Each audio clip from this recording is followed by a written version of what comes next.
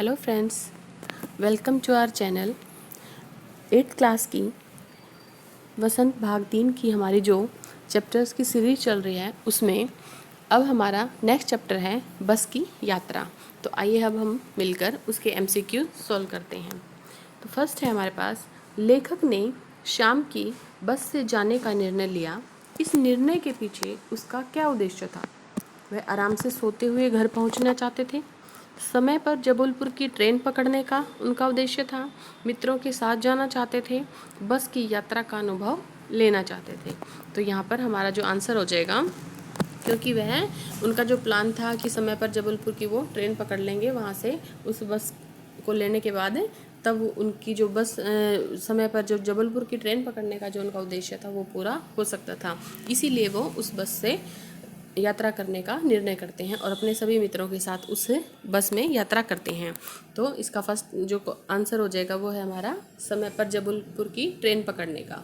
Next है हमारे पास, यदि बस किसी अन्य गाड़ी को रास्ता नहीं देती तो क्या होता?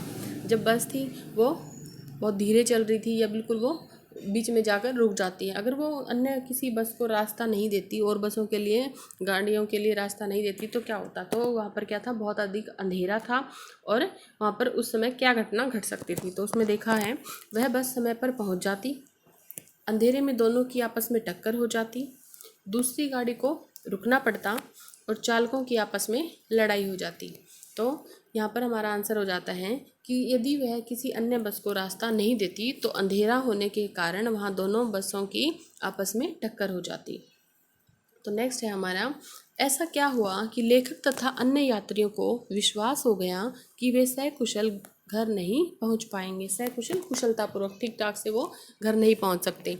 तो ऐसा क्या हुआ था कि रास्ता घने जंगलों से घिरा हुआ था, डाकुओं का खतरा कदम कदम पर था, आंदोलन के कारण मार्ग बंद था, या बस की खस्ता हालत ने उन्हें डरा दिया था। खस्ता होता है खराब हालत, जो बिल्कुल ही पस्त हो चुकी थी, खराब हो चुकी थी, उसने उन्हें डरा दिया। तो यहाँ पर इनका जो आंसर है, आप सबने देखा बस की यात्रा, उसमें लेखक ने किस प्रकार से बताया है कि वह बस किस हालत तक, किस हद तक खराब हो चुकी थी। उसके सभी जो पुर्जे थे वो कहीं ना कहीं से जाकर बीच बीच में कभी कुछ हो जाता था उसमें, तो कभी कोई अन्य समस्या आ जाती थी। तो यहाँ पर क्या था कि जो बस की हालत थी वो बहुत अधिक खस्ता थी, इसलिए वो उन्हें डर लग रहा था कि वो अब कुशलतापूर्वक घर नहीं पहुँच पाएंगे, क्योंकि लेखक को क्या लग रहा था कि या तो कहीं ना कहीं रास्ते में ही उनका कोई एक्सीडेंट हो जाएगा या फिर वो बस जो कहीं गड्ढे में गिर जाएगी, कभी उन्हें लगता था कि कहीं टकरा जाएगी। तो इस तरह की जो उनके दिमाग में बातें आ रही थी, इसलिए वहाँ जो भी लेखक के साथ जो अन्य यात्री भी थे उन्हें क्या लग रहा था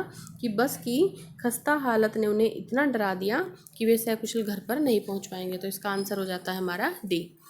नेक्स्ट है, अगर इसका प्राणांत हो गया, प्रस्तुत पंक्ति में प्राणांत शब्द से लेखक का क्या तात्पर्य है?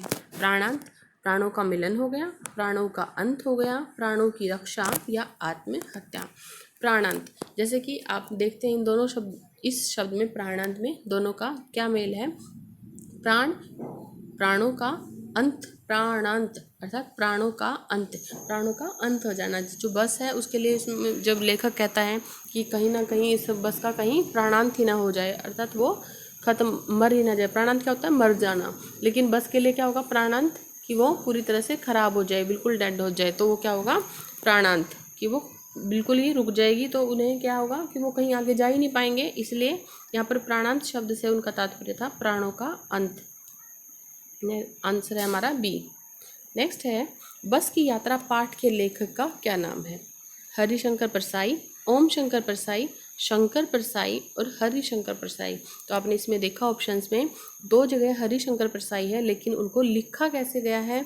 जो लिखने में कई बार हम क्या करते हैं, उसको सिर्फ याद तो कर लिया, लेकिन हमने ये नहीं देखा कि उसमें जो वर्तनी की जो त्रुटियां हैं उसको हम ध्यान से नहीं देखते। वर्तनी जैसे आप इंग्लिश में बोलते हैं ना स्पेलिंग्स, तो वर्तनी की जो त्रुटियां होती हैं, गलतियां होती हैं, उसको हम ध्यान से नहीं देखते।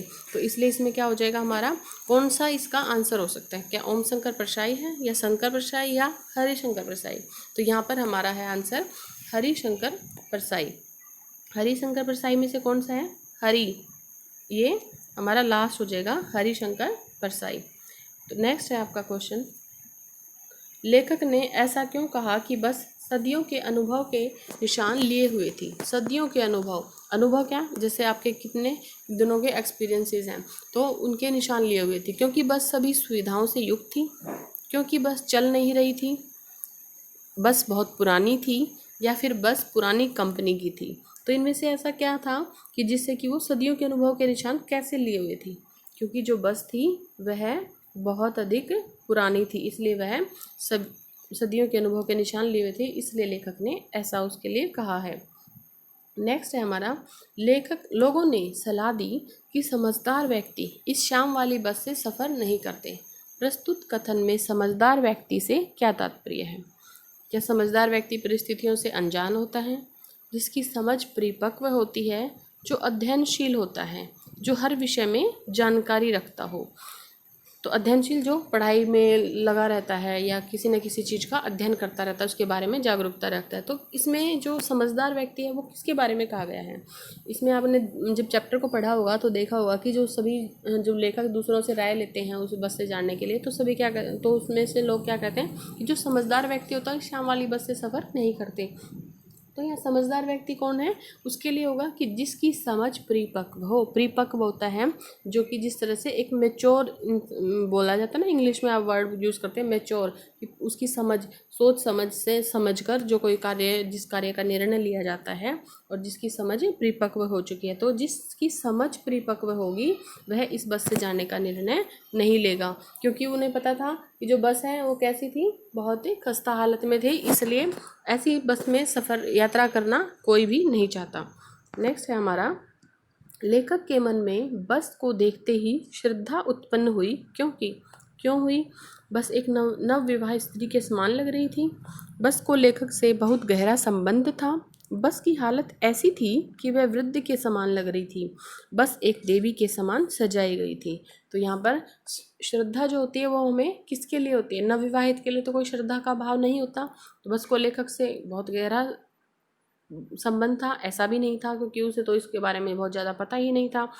बस की हालत ऐसी थी कि वह वृद्ध के समान लग रही थी, वृद्ध बूढ़ी लग रही थी, और बस एक देवी के समान सजाई गई थी। तो वह देवी के समान सजाई गई थी, तो ऐसा भी उसमें कुछ नहीं था। तो बस की जो हालत थी, क्योंकि वह बहुत पुरानी थी और बहुत पुरानी होने के कारण वो कैसी लग रही थी? एक वृद्धा के समान लग रही थी। और वृद्ध जो बड़े बुजुर्ग होते हैं उनके लिए हमारे मन के अंदर जो है श्रद्धा का भाव होता है, इसलिए उसमें कहा गया है कि वो उसको देखते ही श्रद्धा का भाव उसमें उत्पन्न हो जाता है। इसलिए उन्होंने, बस की हालत ऐसी थी इसलिए वो ऐसे उसके समान, वृद्ध के समान लग रही थी।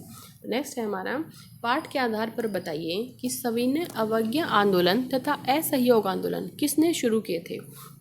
तो किसने शुरू किए थे? नेहरू जी ने, भगत सिंह, गांधी जी या चंद्रशेखर आज़ाद।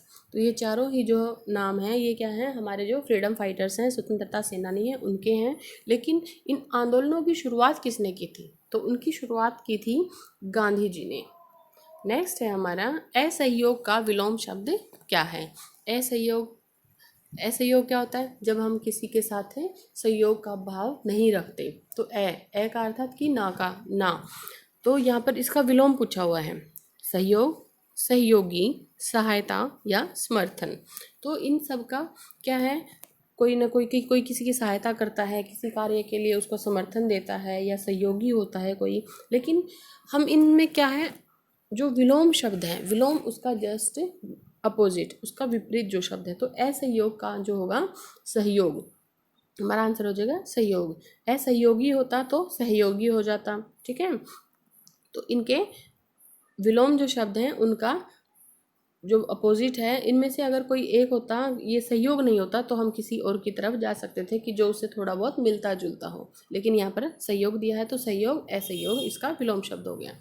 नेक्स्ट है, उत्सर्ग की ऐसी भावना दुर्लभ है, यह शब्द पाठ में किसके लिए कहे गए हैं? तो यहाँ पर क्या है? उत्सर्ग की, कि ऐसा त्याग, ऐसा बलिदान। उत्सर्ग शब्द का अर्थ क्या है? त्याग, बलिदान की ऐसी भावना, कि इतना त्याग करने की जो भावना है वह लेखक ने जब कहा था तो किसके लिए कहा था? लेखक के लिए, लेखक के मित्र के लिए, बस के ड्राइवर के लिए, या बस के मालिक के लिए? तो यहाँ पर हमारा आंसर हो जाता है कि त्याग की ऐसी भावना, त्याग कौन करता है? जिसे पता होता है कि अगर मैं ये कार्य करूँगा तो इसमें इस चीज़ को मुझे गंवाना पड़ेगा, अपनी किसी चीज़ को, या मुझे अपने ही प्राणों की आहुति देनी पड़ेगी, तो वो त्याग करता है। अनजाने में कोई त्याग थोड़ी ना करता है। तो बस के मालिक के लिए यहाँ पर क्या है, जो बस जो कंपनी है उसका जो हिस्सेदार उस बस में यात्रा कर रहा था, तो उसके लिए लेखक कहते हैं कि वह उत्सर्ग की उसमें ऐसी भावना मिलना दुर्लभ मतलब कठिन है, क्योंकि जिसे पता है कि ये बस कहीं पर भी धोखा दे देगी, इतनी ख़राब हालत है, एक्सीडेंट हो जाएगा या हम रास्ते में ही रुक जाएंगे, हमारे साथ कुछ भी घटना घट सकती है, ये सब पता होने के बाद भी ऐसी त्याग की भावना बहुत कठिन है। तो उस पर एक व्यंग्य करते हैं एक तरह से। तो नेक्स्ट है, लोगों ने बस को डाकिन की संज्ञा दे डाली थी। बस को यह नाम देने के पीछे क्या कारण था? कि बस को ही वो क्या कहते थे कि यही बस ही डाकिन है। जब लोगों से पूछते हैं कि ये बस जो है कैसी है, क्या यहाँ बीच में चोर डाकू मिलते हैं या कुछ और होता है, तो उसके लिए उन्होंने डाकिन बस को ही क्यों कहा है, इसके पीछे का कारण हमें इसमें देखना है। हमेशा बस में बैठने वाले लोग दुर्घटना का शिकार हो जाते थे। तो क्या वो अपशगुन वाला जो होता है ना कि हम मानते हैं, ये तो ना अंधविश्वास हो जाता है कि नहीं, इसमें जो भी बैठता है दुर्घटना होती ही होती है। दूसरा है कि बस सदैव डाकुओं द्वारा लूट ली जाती थी, कि रास्ते में कहीं ना कहीं डाकू मिलते होंगे हर जगह उस रास्ते में जहाँ से ये बस जाती है, या बस में भूतों का वास था, या इस बस में सदैव दुर्घटना होने का खतरा बना रहता था। तो ऐसा क्या था? तो उसकी और बस को जो डाकिन की संज्ञा दे डाली थी, क्योंकि जो बस की जो हालत थी वो बहुत ही अधिक खराब थी, इसलिए हमेशा बस में यात्रा करने वालों को इस बस में सदैव दुर्घटना होने का खतरा बना रहता था। वृद्ध अवस्था का संधि विच्छेद क्या होगा? संधि विच्छेद आपके जो चैप्टर हैं, आपके जो व्याकरण का जो सिलेबस है उसमें आपको संधि भी आपने की होंगी, तो उसमें आप देखिए उसका विच्छेद संधि के द्वारा उस शब्द का को अलग अलग करना। तो इसका क्या होगा? वृद्ध अवस्था, वृद्ध अवस्था, वृद्ध अवस्था, या वृद्ध अवस्था, या वृद्ध अवस्था। तो इन में से क्या होगा? तो इसका होगा वृद्ध प्लस वह जो है, यहाँ पर हम कई बार करते हैं ना कि वह ही ऐसे ही अलग अलग कर देते हैं, तो इसमें इसका आंसर ये नहीं होगा। इसका आंसर हो जाता है हमारा सेकंड, वृद्ध जमा अवस्था, वृद्धावस्था। तो इसका आंसर हो जाता है हमारा बी। नेक्स्ट है, बियाबान शब्द का क्या अर्थ है? भीड़, जंगल, मेला, या अकेला। हम कहीं तो इसमें हम क्या कहते हैं, कई बार कहते हैं ना कितना बड़ा बियाबान। बियाबान जो शब्द है ना, कई बार हमारे बड़े बुजुर्गों से हम सुनते हैं कि इस तरह के जो शब्दों का वो प्रयोग करते हैं। तो बियाबान शब्द का अर्थ है जंगल, कि बहुत अधिक घना जंगल, बियाबान। तो उसके लिए प्रयोग किया जाता है, तो हमारा आंसर हो जाता है जंगल। नेक्स्ट है, लेखक पेड़ों को अपना दुश्मन क्यों समझ रहा था? कि सब जो है पेड़ तो सबको हरे भरे अच्छे लगते हैं, लेकिन लेखक उन्हें दुश्मन समझ रहा था। तो ऐसा क्या हुआ? हरे भरे न होने के कारण? क्या पेड़ हरे भरे नहीं थे? रास्ते में अवरोध बनने के कारण? अवरोध होता है रुकावट। छायादार न होने के कारण, या पेड़ों से बस टकराने के भय के कारण? तो इनका हो जाता है कि जो पेड़ हैं उनसे कहीं बस टकरा ना जाए, उस लेखक को यह भय था, इसलिए वो रास्ते में कोई रुकावट नहीं थे, कि वो कहीं रोड के ऊपर तो खड़े नहीं थे कि बीच में ही खड़े हैं और वो अवरोध बन रहे हैं, क्योंकि वो तो सब जो है साइड में लगे हुए थे। इसलिए पेड़ों से कहीं बस टकरा न जाए, इस भय के कारण लेखक को लग रहा था कि ये जो पेड़ हैं ये उसके दुश्मन हैं। नेक्स्ट है हमारा, इस पाठ के माध्यम से लेखक ने किस ओर व्यंग्य किया है? बस की खराब दशा की ओर, यात्रियों की मूर्खता की ओर, खराब परिवहन व्यवस्था की ओर, कंपनी के हिस्सेदार की वीरता की ओर। तो यहाँ पर जब आपने देखा चैप्टर में इन्होंने जब बताया कि वो खराब दशा को भी दिखा रहे हैं, यात्री जो मूर्ख यात्री जैसे कि उस बस में क्यों यात्रा कर रहे हैं जब वो इतनी ख़राब है। खराब परिवहन व्यवस्था की, जो परिवहन व्यवस्था जो ट्रांसपोर्ट जो व्यवस्था है उसके लिए कि वो इतनी ख़राब होती है, और उसके बाद भी जो बस चलाने वाले हैं या बस की जो कंपनी है, बस के जो हिस्सेदार हैं, वो सब फिर भी उसे यात्रियों की सुरक्षा की नहीं बल्कि उनकी जान की परवाह किए बिना इस तरह की बसों को रोड पर चलाते हैं। कंपनी के हिस्सेदार की वीरता की वह सब कुछ पता होने के बाद भी, जब आपने देखा बीच में चैप्टर में आया था उत्सर्ग की भावना, कि ऐसा त्याग, ऐसे उसकी जो वीरता थी कि वो उस बस में सफ़र कर रहा था, तो किस ओर संकेत किया है?